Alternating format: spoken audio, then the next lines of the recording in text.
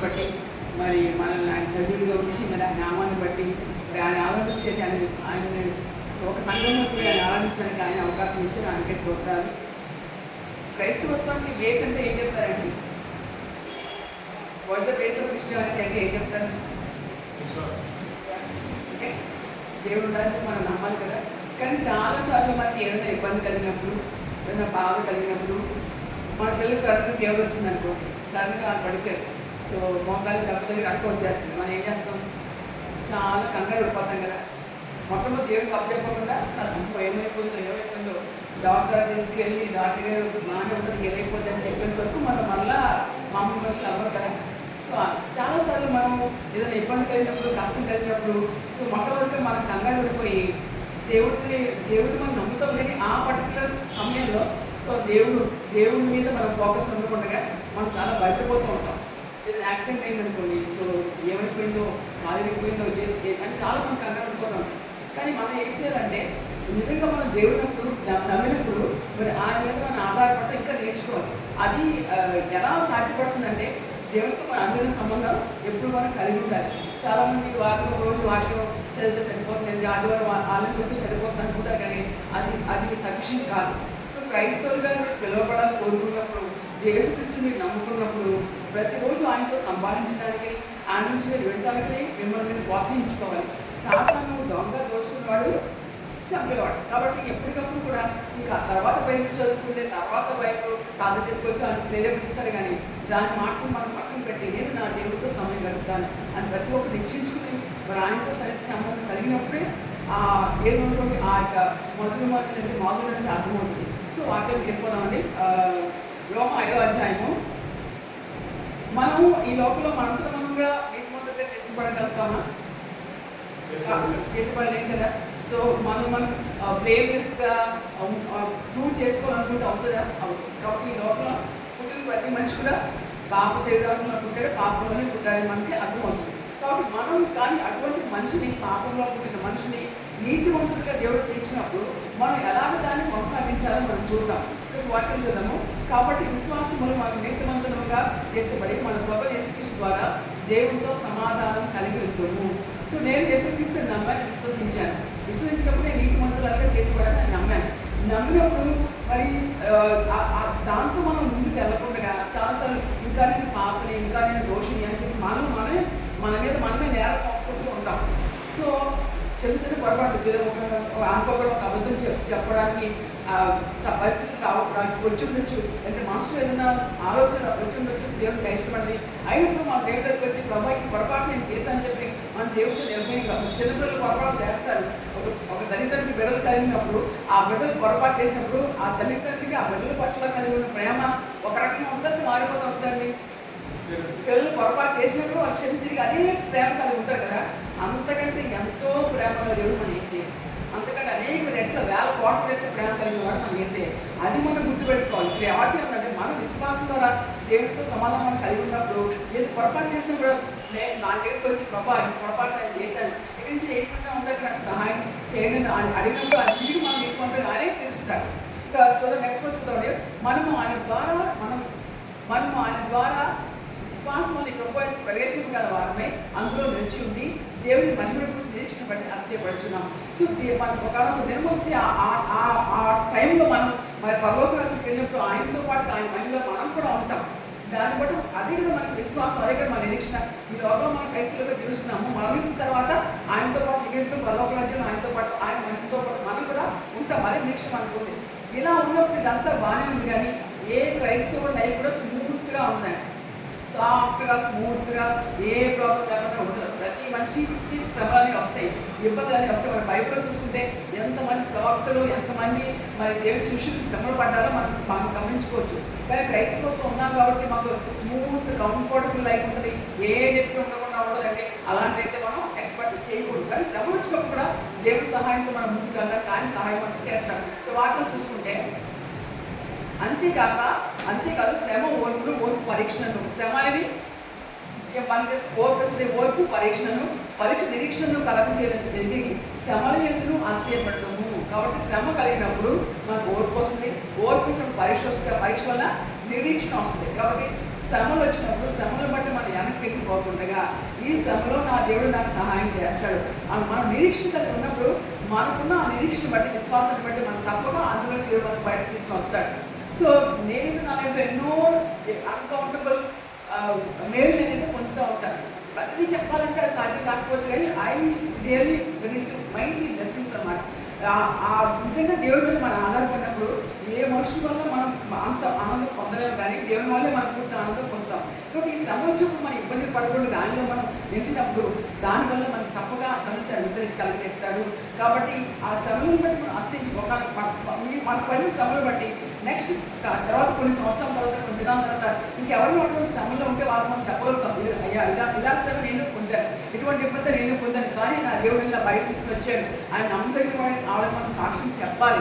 చెప్పినప్పుడు వాళ్ళు కూడా ఆ యొక్క విశ్వాసం గట్టిపడి బలపరచబడి దేవుని చేత వాళ్ళు కూడా విశ్వాసం స్థిరపరచబడి ముందుకు సాగుతారు. కాబట్టి మనకు వచ్చిన శ్రమను బట్టి మనం దిగజారిపోకుండా దేవుడు మనం హత్తుకున్నప్పుడు దానివల్ల మనిషి ఎప్పుడు కూడా మనం సిగ్గుపరచుతారు. దేవుల్లో నమ్ముకున్న వాళ్ళు వేస్తే నమ్ముకున్న వాళ్ళు ఎప్పుడు కూడా సిగ్గుపరచబడకుండా ఉంటారు. శ్రమ వస్తే కానీ ఆ శ్రమ నుంచి ఆయనే మన పైకి తీసుకుని వస్తాడు. ఇంకా చూడు ఐదో వచనంలో ఎందుకనగా నిరీక్షణ మనం సిగ్గుపరచడు మనకు అనుగ్రహించబడిన పరిశుద్ధాత్మ ద్వారా దేవుడి ప్రేమ మన హృదయంలో కుమ్మరించబడినది. ఎవరైతే పరిశుద్ధాత్మ కలిగి ఉంటారో వారిలో దేవుడి ప్రేమ ఉంటున్నారు. కాబట్టి ఎందుకు వాళ్ళు ఇంత ఇబ్బంది పెడతాం వాళ్ళు ప్రేమించగలుగుతాం, ఎందుకు వాళ్ళు మన ఇంత బెస్ట్గా వాళ్ళ పట్ల మనం మంచి ఉద్దేశం కలిగి ఉన్నామంటే ఆ దేవుడి ప్రేమ మన హృదయంలో ఉంది కాబట్టి. సో భార్య భర్తలు చూసుకోండి, కొంత భార్య అయితే పర్ఫ్యూమ్గా ఉండకపోవచ్చు, భర్త పర్ఫ్యూమ్గా ఉండొచ్చు, లేదా కొన్నిసారి భర్త పర్ఫ్యూమ్గా ఉండొచ్చు, భార్య పర్ఫ్యూమ్ అంటే క్షమాపణ చేయకపోయి ఉండొచ్చు. కానీ ఎవరు దేవుడు పరిశుద్ధాత్మ ఉంటుందో వారు ఆ దేవుడి ప్రేమ ఉంటుంది, వారు ఎదుటి వాళ్ళని క్షమిస్తారు, వారు ఎంతో చక్కగా ముందుకు మంచి కలిసి చక్క వైభవం చెప్తూ వారు ముందుకు వెళ్తారు. అదే ఫ్యామిలీ మెంబర్స్లో కూడా తల్లిదండ్రులు బిడ్డల మధ్య కానీ సిబ్లింగ్స్ మధ్యన కానీ ఈ దేవుడి ప్రేమ ఉన్నప్పుడు వారు సమాధానంగా ముందుకు వెళ్తారు. ఎందుకు వాళ్ళు ఎందుకు క్షమిస్తారు అంటే దేవుడి ప్రేమ వాళ్ళు ప్రమోదించబడుతుంది కాబట్టి.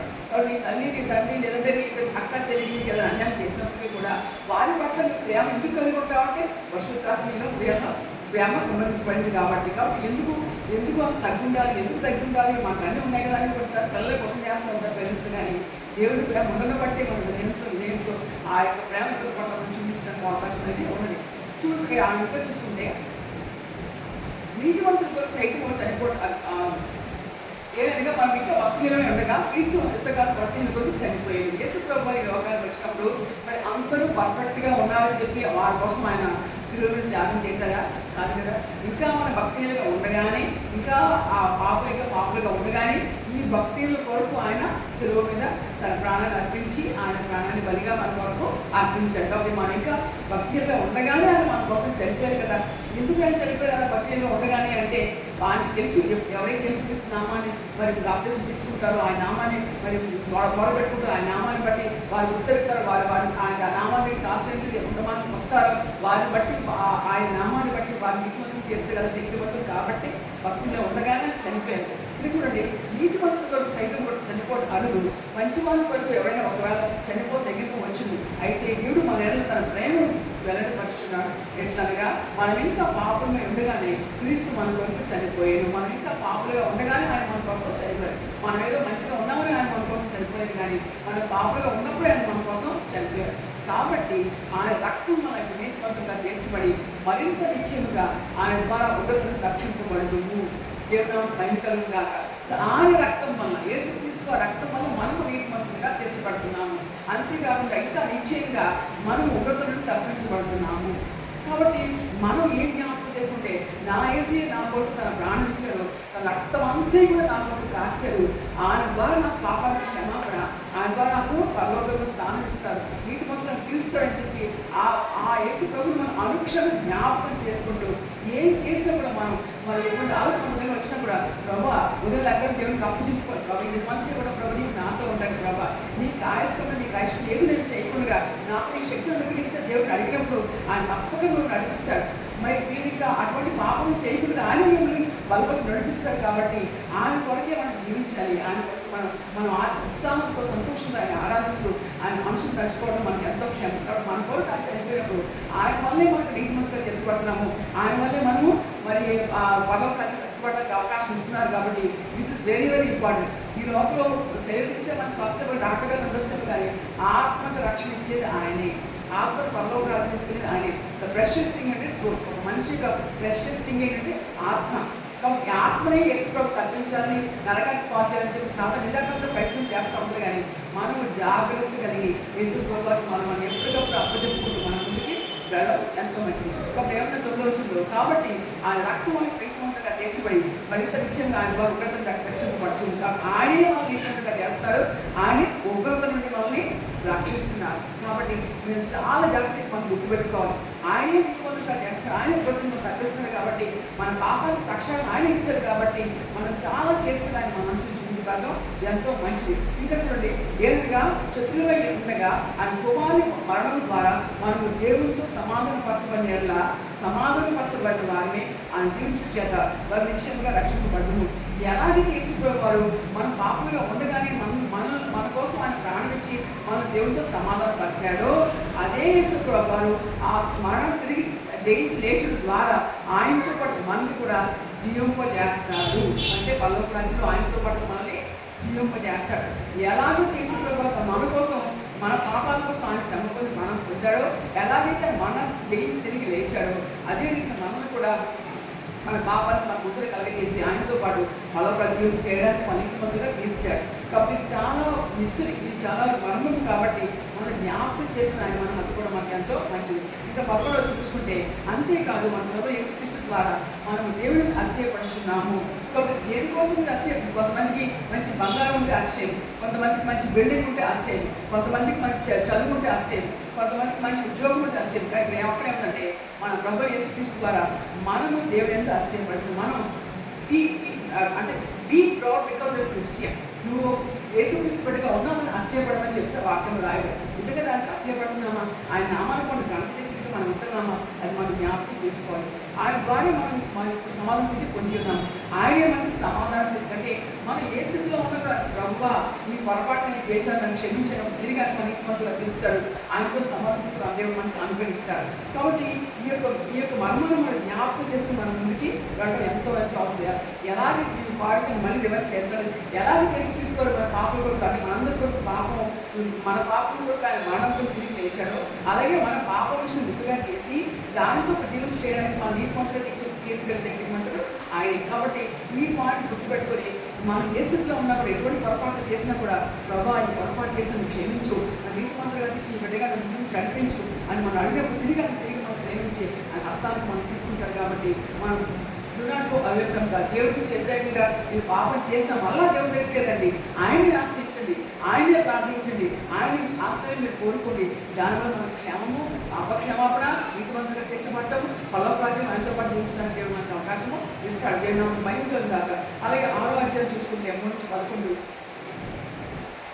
క్రీస్తు యేసుకు బాప్తిసం పొందిన మనమందరము ఆయన మరణంలోని బాప్తిసం పొందుతామని మీ దగ్గర ఎంతమందికి బాప్తిసం ఇస్తున్నారో వాళ్ళందరూ కూడా యేసుక్రీస్తు వారి మరణంలోనికి అంటే బాప్తిసం నీటిలోకి వెళ్తారు, అన్నింటిలో ముంచుతారు, అన్నింటిలో ముంచి మళ్ళీ అన్నింటి పైకి లేపిస్తారు, లేపించి ఆ తర్వాత ఏం చెప్తారంటే పాస్టర్ ఎదిరించి వీళ్ళు యేసుక్రీస్తు బిడ్డ బాప్తిసం తీసుకున్నప్పుడు యేసుక్రీస్తు బిడ్డలుగా గుర్తించబడ్డారు, వీళ్ళు స్వీకరించి వీళ్ళు క్రైస్తవులుగా పిలువబడతారని చెప్తారు కదా.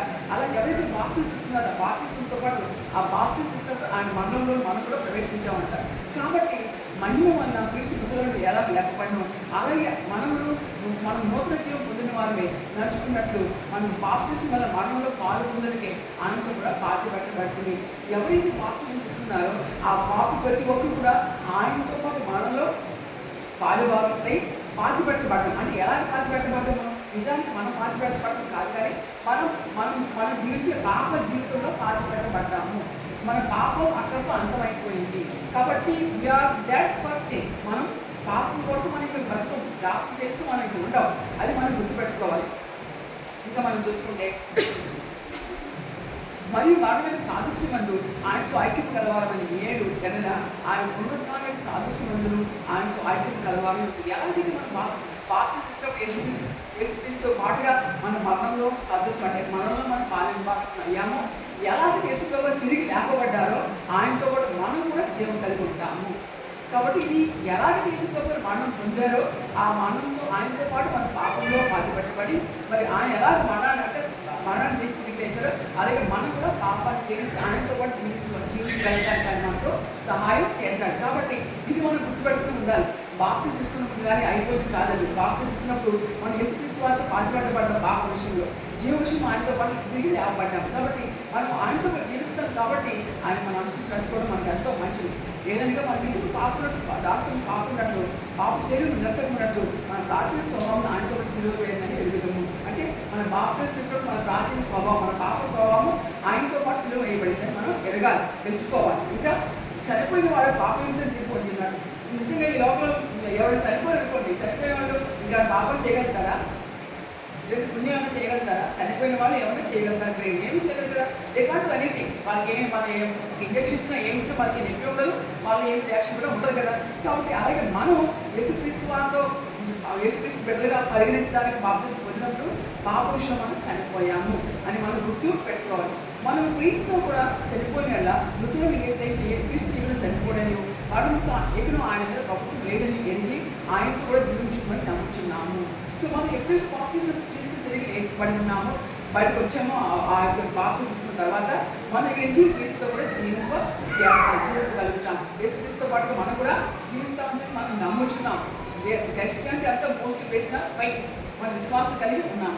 ఏదనగా ఆయన చనిపోవడం చూడగా పాప విషయం ఒక్కమారి చనిపోయాడు, కానీ ఆయన జీవించి చూడగా దేవుడి విషయమే జీవించున్నాడు. యేసుక్రీస్తు ఒక్కసారి చనిపోయారు, ఆ ఒక్కసారి మరణాన్ని తిరిగి లేచారు. కాబట్టి మనం కూడా బాప్తిజం తీసుకున్నప్పుడు ఆయనతో పాటుగా మనం పాప విషయం చనిపోయి ఆయనతో పాటు మన నీతి విషయమే జీవించుతానికి మన విశ్వాసం కలిగి ఉండాలి. కాబట్టి ఆయనతో కూడా మనం జీవించడానికి అవకాశం ఆయన మనకి ఇచ్చాడు. నిజంగా ఎక్కడ దేవుడు ఎక్కడ మనిషి అండి, ఎంత గొప్ప దేవుడు, మరి రాజు ప్రభు పల్లోపలు మహా గొప్ప దేవుడు, మరి సర్వ సృష్టిని సృష్టించే గొప్ప దేవుడు, మరి దేవాలయం ఆయన పాప శరీర మనిషి శరీరంతో నీ లోకానికి వచ్చి మన పాపాలను ఆయన శిక్షను మరి ఆయన తీసుకొని ఆయన మరణాన్ని అనుభవించి ఆ మరణం ద్వారా ఆయన ప్రవేశించి తిరిగి లేచి మన ఇంటి మనం చేశారు. కానీ అంత మరి సాక్రిఫైస్ చేసినప్పుడు మనం ఎందుకు మన పాపాన్ని వచ్చి ముందుకు వెళ్ళలేకపోతున్నాము?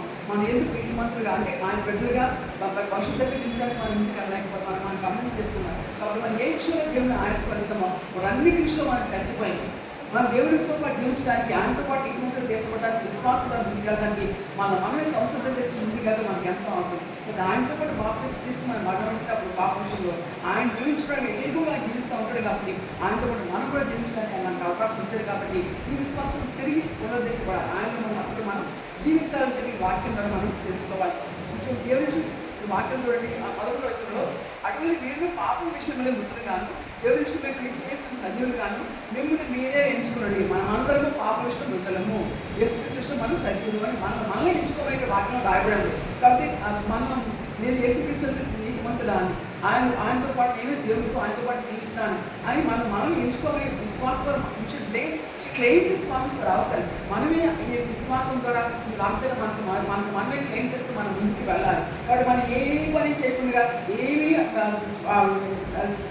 ఎఫర్ట్ పెట్టకుండా చక్కగా వెళ్ళిపోదాం పల్లవతో బట్టి అలా కాదు. కానీ ఆయన మనకి ఇచ్చిన జీవితంలో ఏ రకంగా మనం పరిశుద్ధంగా జీవించాలి, ఏ రకంగా ఆయనకి మన జీవితం చూపించాలి, మనం గ్రహించుకుంటున్నాం మనకి వెళ్తుంది ఎంతో మంచిది. ఇంకా చూసుకుంటే ఆ 16-23 వచ్చిన మనకు లోబడుకు దేనికి మిమ్మల్ని మీరు దాసులుగా అప్పగించదురో అది చావు నిమిత్తమే పాపమునికే కానీ నీతి నిమిత్తమే విజేతకి కానీ దేనికి మీరు లోబడరో దానికి దాసులుగా మీరు ఎదురా. కాబట్టి మీ యొక్క శరీరం అవయవాన్ని దేనికి మీరు అప్పగిస్తున్నారు? పాపానిగా లేదా నీతిగా? దేనికి మీరు అప్పగిస్తున్నారో మీరు ఒకసారి టెస్ట్ చేసుకుని వాక్యం రాయబడింది. ఇప్పుడు 15 వచనంలో మీరు పాపలకు దాస్యం ఉంటుంది కనుక ఉపదేశ క్రమంలో మీరు అప్పగింపబడుతుందో దానికి హృదయపూర్వకంగా లోపడిన వారే పాపలు విమోచింపబడి నీతికి దాసు అయిపోయింది. నీకు దేవుని ఒకనొకప్పుడు మనం అందరూ పాపలుగానే ఉన్నాము, పాపలకే దాసులుగా ఉన్నాము. కానీ ఇప్పుడు నీతికి దాసులుగా మనం ఎందుకంటే దేవుడికి మనం అప్పచెప్పుకున్నాం. కాబట్టి అది మనం దానికి గుర్తుపెట్టుకోవాలి. ఒకవేళ పాపంలో కనుక కంటిన్యూ అయితే వాళ్ళు దానికి వచ్చే ఫలితం ఏంటంటే పాపంలోనే ఉంటూ పాపంలోనే కంటిన్యూ అయితే దానికి వచ్చే ఫలితం ఏముంటుంది? దానివల్ల మరణము, ఆ తర్వాత నిత్య నరకం కదా. దాన్ని బట్టి అవమానం వస్తుంది, కానీ దాన్ని బట్టి ఒక మనిషికి ఇబ్బంది వస్తుంది. కానీ దానివల్ల ఏ మనిషిలో ప్రయోజనకరంగా దేవుడికి ఇష్టపూర్వకంగా బలప్రాజులు ఆయనతో కూడా ఉండడానికి అవకాశం ఉండదు. కాబట్టి మనం ఏం చేయాలంటే నీట్గా ఎలాగైతే పాపానికి దాసులుగా మన అవయవాన్ని అప్పచెప్పుకున్నాం, మనం ఏం చేయాలి?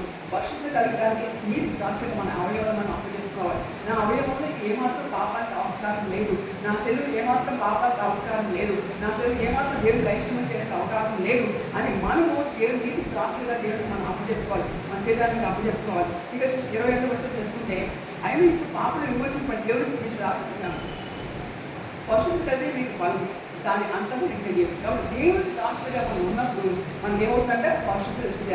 దాని ద్వారా వచ్చే అంతం ఏంటంటే నిత్య జీవం. ఏదైనా పాపం వల్ల వచ్చే జీవితం మరణము. అయితే దేవుడి కృపావరం మన గొప్ప చేసుకొస్తుంది. పాపం వల్ల వచ్చే జీవితం మరణము, దేవుడి కృపావరం యేసుక్రీస్తు వచ్చే కృపావరం ఏం చెప్తారంటే క్రీస్తు చేసినందు నిత్య జీవం. కాబట్టి ఆ దేవుడి కృపావరణంలో మనం ముందుకెళ్తాం. ఎంతో ఎంతో ఎంతో శాస్త్రం. కాబట్టి ఆ నిత్య జీవుల్లోకి మనం వెళ్ళాలి. కాబట్టి ఆ యేసుక్రీస్తు నిత్య జీవులకు మనం వెళ్ళడానికి మన అవయవాన్ని, మన ఆత్మని, శరీరాన్ని, ప్రాణాన్ని దేవుడికి అప్పచెప్పుకుంటూ నిత్య జీవులకు మనం ముందుకు వెళ్ళడం మనకి ఎంతో మంచిది. అలాగే గలతీ 5వ అధ్యాయము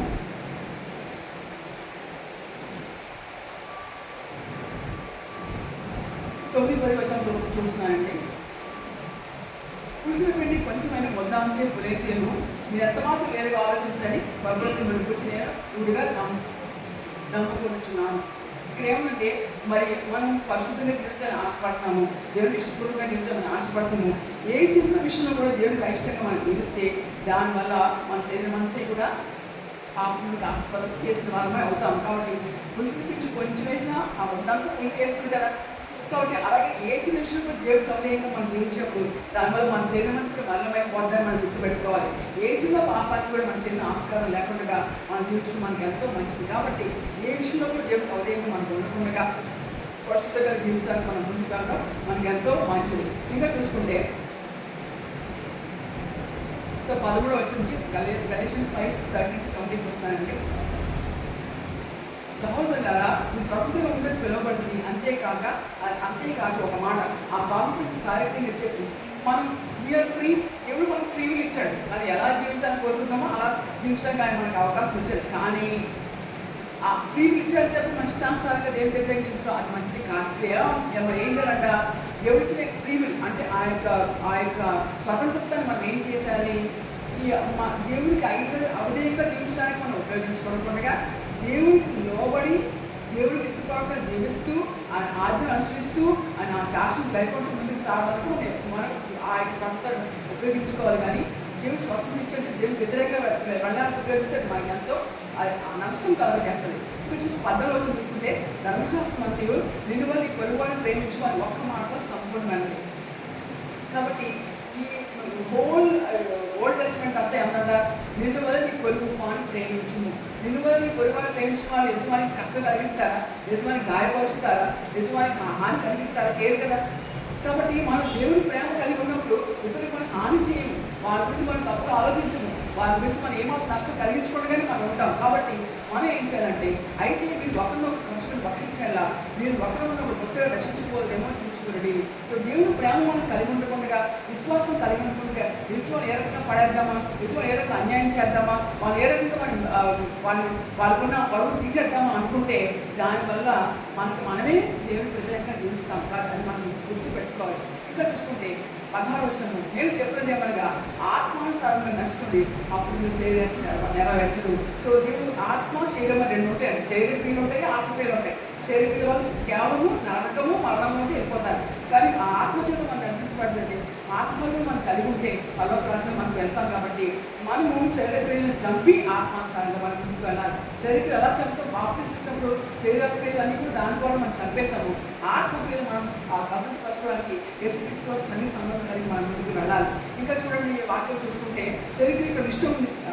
గలేషియన్స్ 5లో ఒక లిస్ట్ ఉంది. శరీర క్రియలు అన్నీ కూడా 8, 9 అవన్నీ కూడా మనం దాని గురించి ఫోకస్ చేయని అనుకోవట్లేదు. ఆత్మఫలాలు ఏంటంటే మరి గలేషియన్స్ చాప్టర్ 5:22 నుంచి ఉంటుందండి. అయితే ఆత్మఫలం ఏమనగా ప్రేమ, సంతోషము, సమాధానము, దీర్ఘశాంతము, దాడుతము, మంచితనము, విశ్వాసము, సాత్వికము, ఆచరణము, ఇవన్నీ కూడా ఆత్మఫలాలు. కాబట్టి మనం ఈ లోకంలో జీవించే జీవితం వేరే ట్రావెల్స్ అని చెప్తారు కదా. ఈ లోకంలో మనం అందరూ ప్రయాణికులు. ఈ లోకంలో మనం కొంతకాలం ఉంటాం, తర్వాత మనం వెళ్ళిపోతాం. ఇదేమో మనకు పర్మనెంట్ ప్లేస్ కాదు, పర్మనెంట్ బిజినెస్ కూడా కాదు. కాబట్టి ఈ లోపల మనం జీవించడానికి దేవుడు మనం పంపించాడు. మన యాత్ర ముగిగా ఈ లోపల నుంచి మనం వెళ్ళిపోతాము. అది మనం గుర్తుపెట్టుకొని మనకి దేవుడు మనకి ఇచ్చిన జీవితాన్ని మనం ఎంత దేవుడికి ఇష్టపడకుండా జీవిస్తున్నామో, ఎంత ఎదుటికి మనం వేరుగా ఉంటున్నామో, ఎంత దేవుడి ప్రేమ మనం కలిగి ఉన్నామో మనం ఆలోచించుకొని ఈ ఆత్మ వలన మనం కలిసిపెట్టగా మనం ఉండాలి. ఈ ఆత్మ ఫలములు 9 ఉంటాయండి. ఆత్మ వరములు 9, ఆత్మ ఫలములు 9. ఆ వరములు ఫలములు మనకు కలిగి జీవించినప్పుడు మన జీవితం మనకు ప్రయోజనకరంగా ఉంటుంది, నిజంగా ప్రయోజనకరంగా ఉంటుంది, దేవుడు కూడా ప్రయోజనకరంగా ఉంటుంది. ఆయన వరకు మన ఆత్మ సంపాదించిన దేవుడు మనకు అవకాశం ఇస్తాడు. కానీ ఆత్మ ఫలములు మనం ఎంతవరకు ఉన్నాయి. కాబట్టి అందరూ రెగ్యులర్ ప్రేరణ కూడా ప్రభా నీ ఆత్మ ఫలములతో ఫలంతో వెంబడి ప్రభా నీ కొరకు ఆత్మ సంపాదించి నాకు సహాయం చేయాలి ప్రభా అని దేవుడు అంటే మనకు ఎంతో మంచిది. ఇంకా చూడండి 25వ వచనం చూసుకుంటే, మరియు ఆత్మానుసరించి జీవించిన వాళ్ళైతే ఆత్మానుసరించి క్రమముగా నడుచుకుంటుంది. ఎవరైతే ఆత్మానుసారంగా జీవిస్తారో వాళ్ళు ఎలా ఉంటారంటే ఆత్మ అనుసరించి క్రమముగా వాళ్ళు డిసిప్లిన్ లైఫ్ కలిగి ఉంటారు. ఒక పర్టికులర్ పర్సన్ అంటే ఎవరైతే ఆత్మ ఫలము కలిగి ఉంటారో వాళ్ళు ఒక మంచి జీవితం కలిగి ఒక డిసిప్లిన్ లైఫ్ ఆర్గనైజ్గా వాళ్ళు ఉంటారు. వాళ్ళు చెడ్డ మాటలు మాట్లాడి చెడపేచేరుగా సమయం వృధాపరచన దేవుడికి ఇష్టపడుతున్నా జీవిస్తారు. అన్ని కూడా ఒక ప్లాన్గా పర్ఫెక్ట్గా వాళ్ళు జీవిస్తారు. వాళ్ళు ఆశపడి ఉంటారు. ఇంకా చూడండి, ఒకరినొకరు వివాదం లేకపోయి ఒకరినొకరు అసూయపడి వృధాగా అసూయపడి మీరు ఎలా ఉంటారంటే ఆత్మబలం కలిగిన వాళ్ళు ఒకరికొకరు వివాదం లేకపోయి ఎదుటి అంటే they will not create conflicts. వాళ్ళు గొడవలు లేపెట్టుగా వాళ్ళు ఉండరు. ఇంకా ఒకరికొకరు ఎదుటి వాళ్ళ మీద వాళ్ళే జలసీ వాళ్ళు ఉండదు. అంటే ఎదుటి వాళ్ళు ఈర్షపడరు. ఇంకా వృధాగా వాళ్ళు ఆరోగ్యం కూడా ప్రైడ్ కూడా వాళ్ళకు ఉండదు. ఆత్మబలం కలిగిన ఈ లక్షణాలు కలవు. ఈ బేసిక్ ఆ లక్షణాలు ఏంటంటే, ఒకటి ఎదుటి వాళ్ళు అంటే వాళ్ళేమి గొడవలు లేపరు, ఇంకోటి ఎదుటి వాళ్ళ పట్ల అసూయపడరు, ఇంకోటి అతిశయపడరు. అతిశయం ఐ థింక్ డిఫరెన్స్ మీకు అర్థమైంది అనుకుంటున్నాను. అసూయ అంటే ఎదుటి వాళ్ళ పట్ల ఈర్ష అసూయ కలిగి అని ఉండదు వారికి. ఇంకా గర్వం వాళ్ళలో ఉండదు. ఈ 3 ఎవరిలో ఉంటే వాళ్ళ దేవుడికి ఇంకా దేవుడికి సంపూర్ణంగా లోబడలేదని మనం అర్థం చేసుకోవచ్చు. ఈ 3 ఎవరిలో లేవు వాళ్ళు ఆత్మహత్య వారికి మనం అర్థం చేసుకోవచ్చు. కాబట్టి ఈ 3 ఉండకుండా మనం రక్షణ చేసుకుని ఇసుకోవడం చూసి మనకి ఎంతో మంచిది. అలాగే కీర్తన కొన్ని వచనాలు చూద్దాము. 34వ కీర్తన. ఈ కీర్తన రాసింది ఎప్పుడంటారు దావిదాడు ఈ యొక్క అభిమేలకు రాజు పట్టుకుంటాడు. పట్టుకుని అతను చంపాలనుకుంటే అక్కడ వెరివాని వల్ల ప్రవర్తించడం వల్ల వాళ్ళు ఇతను పిచ్చుడు అనుకుని చెప్పి అతన్ని ఆసరించి బయటకు వెళ్ళగొట్టేస్తారు. ఆ సమయంలో ఆయన కీర్తన రాసాడు దావీదు. ఏమని రాస్తాడు ఇక్కడ, నేను ఎల్లప్పుడూ ఇవ్వాలని సమర్పించను, నిత్యము ఆయన కీర్తి నా నోట ఉండదు. ఇది మనం నిజంగా దావీదు నిజంగా తను ఏ స్థితిలో ఉన్నప్పటికీ కూడా, ఎంత ఇబ్బంది కలిగినప్పటికీ కూడా, ఎంత మరి కష్టాలు అయినప్పటికీ కూడా నిత్యము ఆయన కీర్తి నా నోట ఉండదు. మనం అలా దేవుడు చూపిస్తున్నామా? చాలా మంది క్రైస్తవులు ఎలా చేస్తారంటే, బాబా నేను ఈ బిడ్డలు కదా, నువ్వు ఎందుకు పంపించేస్తావు నా జీవితంలో, నువ్వు ఎందుకు ఇద్దరు నన్ను ఇలా ఇది నాకు అనుమతించావు అని దేవుడిని క్వశ్చన్ చేస్తూ ఉంటారు. కానీ మన దేవుడు ఇష్టపూర్వకంగా మనం జీవించినప్పుడు ఆయన మన జీవితం ఏది ఇచ్చినా కూడా దాని ద్వారా ఏం లెసన్ నేర్పిస్తాడు, దాంట్లో ఏ రకమైన మెరుగుపరుచుకోవాలి దేవుడు అవకాశం ఇస్తాడు. దాన్ని బట్టి మనం ముందుకు వెళ్ళాలి. కానీ విషయం నాకు క్వశ్చన్ కాదు, మన దేవుడు మనం క్వశ్చన్ చేయడానికి మంచిది కాదు. కానీ అడగొచ్చు, ప్రభా ఈ ఇబ్బందులు ఇలా ఉన్నాను, దయచేసి ఇందులో నాకు వృద్ధి కలిగించండి, నాకు సహాయం చేయాలని ప్రార్థన చేసినప్పుడు దేవుడు మనకు తప్పగా సహాయం చేస్తాడు. ఇంకా 4వ చూడండి, నేను ఇవ్వాలని విచారం చేయక ఆయన నాకు తప్పించను, నాకు కలిగే భయంలో నన్ను తప్పించను. కాబట్టి మనం బాధించబడగలండి దేవుడి దగ్గర వెళ్ళాలి. ఇది ప్రభు నాకు భయంగా ఉంది అని అడిగినప్పుడు మనం ఏం చేస్తాడు, ఎలాగే దారిని భయమనిషి విడిపించాడు, తప్పించాడు. అలాగే దేవుడు కూడా మన భయమనిషి కూడా ఆయన తప్పిస్తాడు చెప్పి వాక్యం మనం గుర్తుపెట్టుకోవచ్చు. ఇంకా చూడండి, ఈ 12వ విషయంలో బ్రతుకుకోడు వాడు ఎవరైనా ఉన్నాడా, నేను నుంచి అనేక దినం బ్రతుకుకోడు వాడు ఎవరైనా ఉన్నాడా. ఇది కావాల్సిన ఎవరికైనా కూడా అనేక దినం బ్రతకాలి, అలాగే నీళ్ళ నుంచి అనేక దినాలు బ్రతకాలి. ఇలా ఎవరికైనా కావాల్సిన ఏం చేస్తారు సొల్యూషన్ ఏంటంటే, చెడ్డ మాటలు పలకకుండా నీ నాలుకను, కపటమైన మాటలు పలకకుండా నీ పదవులు ఆచుకోను. చెడ్డ మాటలు మాట్లాడతారా, ఇంకా కపటమైన మాటలు కొంతమంది వాళ్ళ గురించి వీళ్ళకి వీళ్ళ గురించి వాటికి ఇది కొంచెంమంది దేని కొన్ని కల్పించి మాట్లాడుతుంటారంట. అవి మాట్లాడకుండా నీ పదవులు కాచుకొని మన వాక్యం రాయకుండా, కీడు చేతి మాని మేలు చేయము, సమాధానం వెతికి దాన్ని వెంటాడు. కీడు ఎవ్వరికి కూడా చేయదు. ఇంకా సమాధానం ఎదుటివాళ్ళు నీ పట్ల వ్యాసం కలిగి ఉన్నా కూడా నీకు సమాధానంతో వాళ్ళతో మాట్లాడాలి. ఇలా చేసినందువల్ల మనం ఈ లోపల అనేక దినాలు మేలు ఉండొచ్చు. అంటే will get blessings of the blessings. మనం మేలు పొందుతూ అనేక దినాలు ఈ లోపల బతకడానికి అవకాశం ఇలాగ మనం జీవించినప్పుడు మనకి ఇస్తారని చెప్పి వాక్యంలో రాయబడి. ఇంకా చూడండి, అది కూడా యెహోవా దృష్టి నీతిమంతుల మీద ఉన్నది, ఆయన చెవులు వారి మొరలకు ఒప్పినాడు. సో దేవుడు ఎవరి మొర ప్రార్థన ఆలకిస్తాడు, ఎవరి మొర ఆయన వింటాడు అంటే నీతిమంతుల మొర ఆయన ఆలకిస్తాడట. ఆయన చెవులు వారి ఎవరు చేసే ప్రార్థన వ్యక్తిలో ఉంటుంటారు. మనందరిలో నీతిమంతులు కాదు, కానీ యేసుక్రీస్తు నమ్ముడు ద్వారా మనం నీతిమంతులుగా తీర్చబడ్డాము. కాబట్టి ఆయన నమ్ముడు ద్వారానే, ఆయన ఆత్మ కలిగి ద్వారా మనం నీతిమంతులుగా తీర్చబడ్డామని మన గుర్తరికి ముందుకు మనకి ఎంతో మంచిది. ఇంకా చూడండి 18వ వచనంలో, విరిగిన హృదయం గల వారికి యెహోవా ఆసనుడు, నలిగిన మనసు గల వారిని రక్షించు. విరిగిన హృదయం, నలిగిన మనసు మనకి ఇబ్బంది వచ్చినప్పుడు, కష్టం వచ్చినప్పుడు మన హృదయం కుంగిపోతూ ఉంటుంది, మన మనసు ఎంతగానో ఇబ్బంది పడిపోతూ ఉంటుంది. అలాంటి సమయంలో కూడా ఆయనే ఆ విరిగిన మనసును బాగు చేసే కూడా ఆయన, నలిగిన మనసును రక్షించబడుతుంది ఆయన. కాబట్టి ఏ స్థితిలో ఉన్నా కూడా ఇట్ మే బి ఎనీథింగ్ ఈ లోపల మనం ఫేస్ చేసినప్పుడు కూడా ఆయనే మనకు ఆసనం. కాబట్టి ఇంత గొప్ప దేవుడు కలుగు మనం ఆవేపు కొంతమంది జ్యోతిషం చూపించుకుంటూ ఉంటారు, కొంతమంది ఇంకేదో వెళ్తుంటారు, కానీ మంచి రోజు చెడ్డ రోజు చూస్తుంటారు, కానీ అవన్నీ కూడా దేవుడు ఆశిస్తాను ఇష్టమైనవి. కానీ మనం రెండు ఇబ్బందులు దేవుడు తెప్పించుకోవా, నాకు ఈ సమస్యలు నాకు సహాయం చేయండి, నాకు సమస్య నాకు సహాయం చేయండి, నాకు ఇబ్బందులు సహాయం మనం అడిగినప్పుడు ఆయన భక్తిగా మనకు దేవుడు కలగటిస్తాడు. ఇంకా చూడండి లాస్ట్ వర్షన్ చూడండి ఎంత బాగుంటాడు. యెహోవా తన సేవల ప్రాణం విమోచించును, ఆయన సరిచిన వాళ్ళు ఎవరు అపరాధులుగా ఎంచబడరు. మీరు జస్ట్ దేవుడికి వెళ్ళి ప్రభావాన్ని సరిచొచ్చాను మనం అని అంటే వాళ్ళు అపరాధులుగా ఎంచబడరంట, అంటే వాళ్ళు పాపాత్మగా ఎంచబడరు. కాబట్టి మనం ఇంత గొప్ప దేవుడు మనం కలిగి ఉన్నాము, ఇంత గొప్ప ప్రామిస్ దేవుడు మనకి ఇచ్చాడు. దీన్ని విడిచిపెట్టి మనం అందరికి ఎదురుకి వెళ్తా ఉంటాం. మరి ఏ ఇబ్బంది ఉన్నా కూడా ఆయన యేసు ప్రభువా దగ్గరికి రండి, ప్రార్థించండి, ఆయన ఆశ్రయించండి. ఆయన మీరు ప్రభువా నాకు ఇబ్బంది కలిగించండి అని కన్నీటితో ఉపవాసం ప్రార్థించండి, కన్నీటితో ప్రార్థించండి. అలా ఉన్నప్పుడు దేవుడు గొప్ప గొప్ప కార్యాలు చేస్తాడు. ఆయన అసాధ్యం కనుక ఏం లేదు. రాజు కన్నా అధికారుల కన్నా గొప్ప దేవుడు మనకు ఉన్నాడు. కాబట్టి ఆ దేవుడిని ఆశ్రయించి మనం ముందుగా మనకు ఎంతో మంచిది. దేవుడి చిత్రాన్ని మనం చూపించుకుంటాం.